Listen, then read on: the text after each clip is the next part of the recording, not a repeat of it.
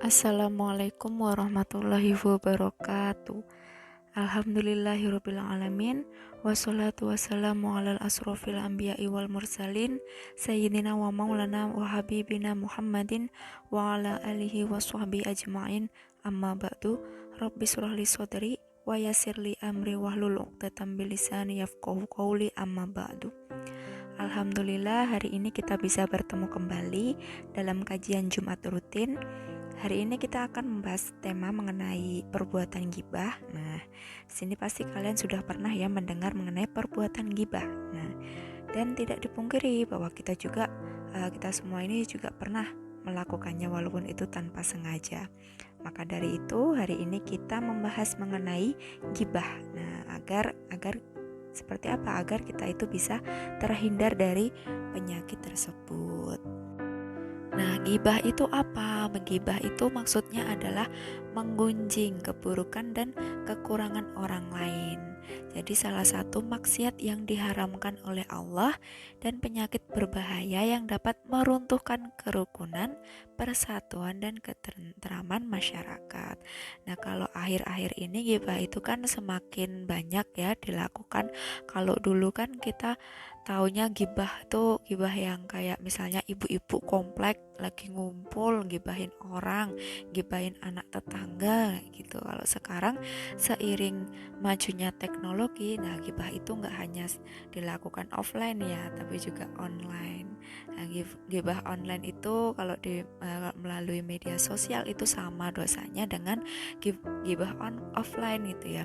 Seperti contohnya kalau kalian yang punya Twitter gitu ya, pasti kalian tahu ya itu area julid. Nah, itu juga termasuk forum-forum orang yang bergibah. Nah, kalau di IG itu kan dulu ada lambe turah. Nah, itu lambe nyinyir, lambe turah. Nah, di sana forumnya orang-orang yang membicarakan orang lain, termasuk orang artis-artis itu ya.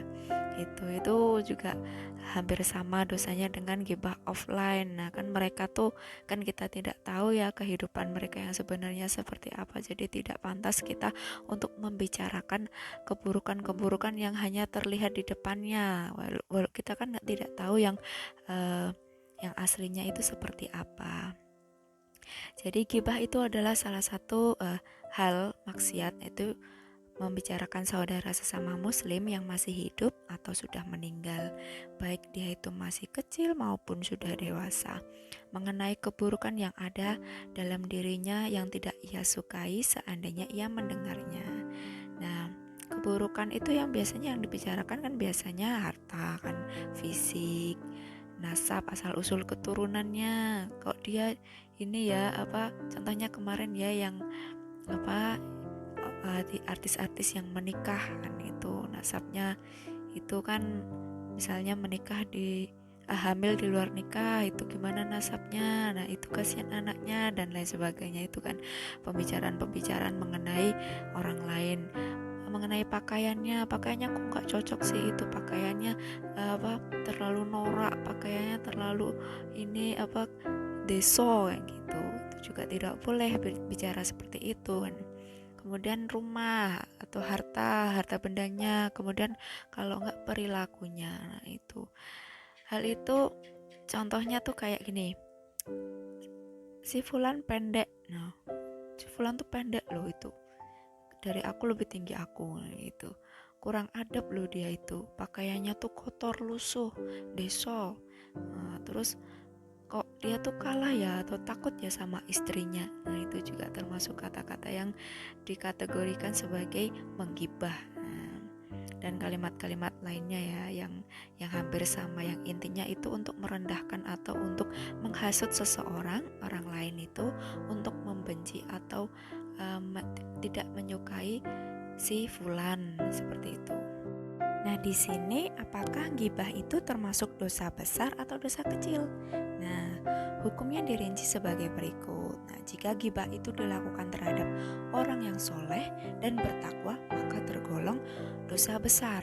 Nah, sedangkan ghibah terhadap selain orang yang bertakwa maka tidak dikatakan secara mutlak sebagai dosa besar. Akan tetapi jika seorang muslim yang fasik itu digunjing keburukannya hingga batas yang terlalu berlebihan, maka hal itu termasuk dosa besar.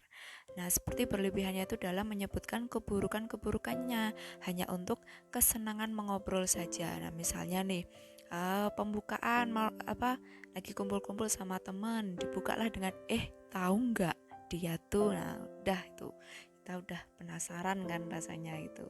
Udah apa ini selanjutnya, apa ceritanya, dia kenapa. Nah, itu udah, kalau udah mulai itu pasti pembicaranya akan sangat panjang dan itu kita merasanya bahwa itu menyenangkan karena membicarakan orang lain itu lebih menyenangkan daripada membicarakan aib diri kita sendiri, ya kan, kayak gitu. Jadi ini ada dalilnya itu hadis riwayat Abu Daud dari Sa'id bin Zaid bahwa Nabi Shallallahu Alaihi Wasallam bersabda, sungguh termasuk dosa yang serupa dengan riba yang paling parah adalah ketika seseorang berlebihan dalam menodai kehormatan seorang muslim tanpa hak. Hadis riwayat Abu Daud.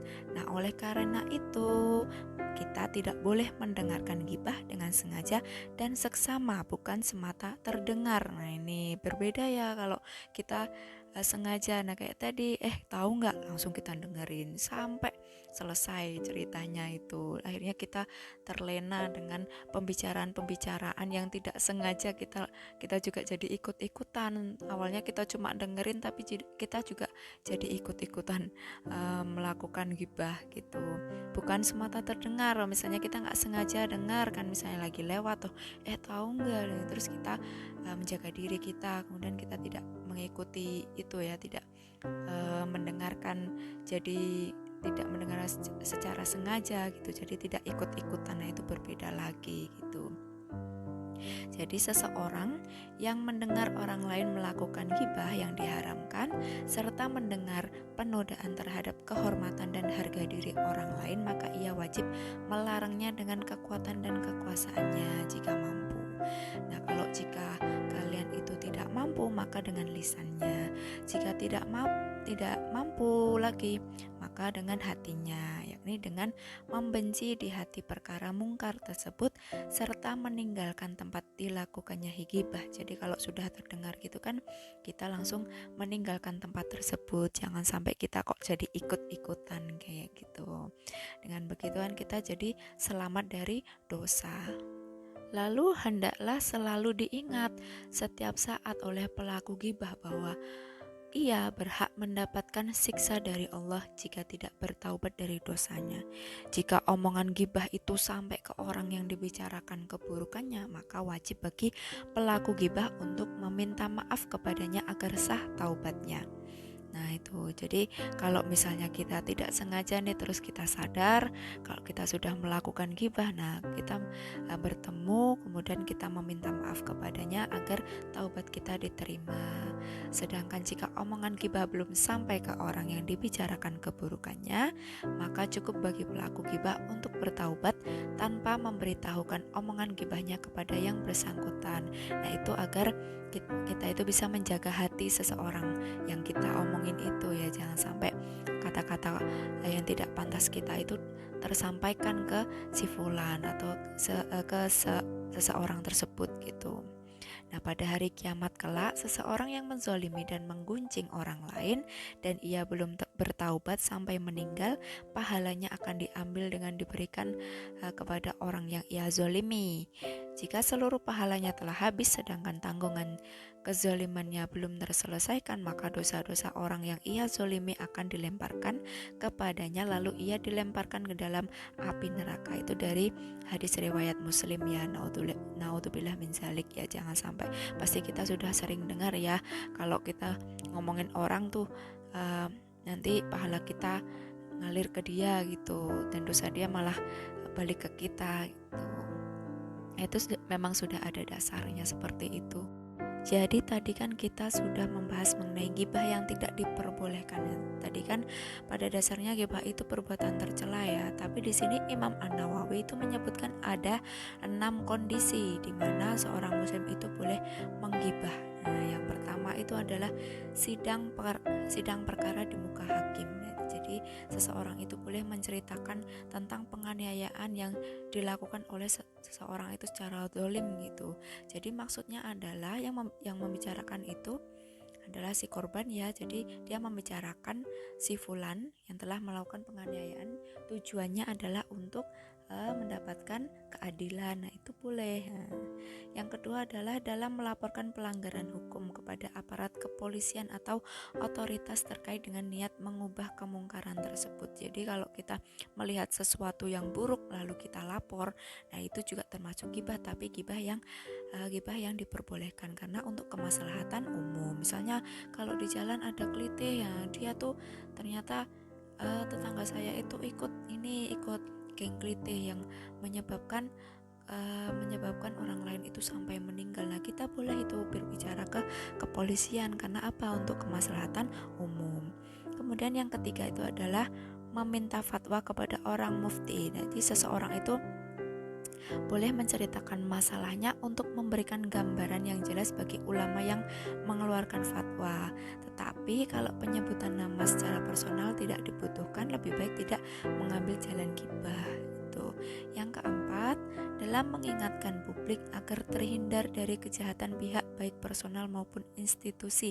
Nah, ini bisa kayak contohnya, kamu jangan ke pihak misalnya institusi A karena dia itu merugikan. Nah, itu boleh membicarakan kepada orang lain karena apa? Untuk kemaslahatan umum.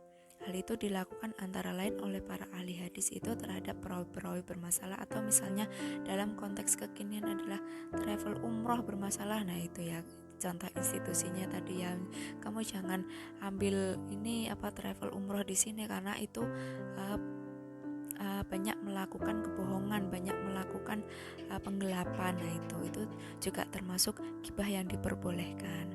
Yang kelima adalah dalam kondisi di mana pihak-pihak tertentu melakukan kejahatan terang-terangan seperti meminum khamar, mengambil harta secara zalim, menarik upeti, mengambil kebijakan-kebijakan batil. Nah, ini kamu boleh atau kalian itu boleh membicarakan seseorang yang dia itu misalnya melakukan pungutan liar. Nah, itu boleh karena apa? Karena itu perbuatan batil, perbuatan yang tidak diperbolehkan. Nah, dalam kondisi ini kita boleh menggibahkan pihak tersebut sesuai dengan kejahatan yang diperlihatkannya, tetapi kita haram menyebutkan aib lain pihak tersebut yang tidak dilakukan secara terang-terangan. Maksudnya kalau misalnya tidak ada hubungannya dengan kemaslahatan umum ya tidak perlu dibicarakan gitu. Keenam, itu menandai seseorang dengan kekurangan fisik atau gelar-gelar buruknya. Misalnya Abdullah, orang bernama Abdullah tidak satu, tetapi kita boleh menyebutnya tanpa maksud merendahkan. Abdullah yang buta, Abdullah yang tuli, Abdullah yang bisu, dan lain sebagainya. Nah, baiknya sebutan itu didahului kata maaf untuk menghilangkan kesan merendahkan. Jadi Imam Nawawi itu mengajak kita mempertimbangkan sebab yang keenam ini bisa digunakan dengan niat identifikasi, bukan maksud untuk merendahkannya. Jadi kalau misalnya kalian punya teman yang mungkin memiliki kekurangan, boleh bisa didahului dengan kata maaf gitu. Ternyata yang penting maksudnya untuk tidak merendahkan pihak tersebut gitu. Nah, itu tadi mengenai gibah ya, materi gibah untuk hari ini.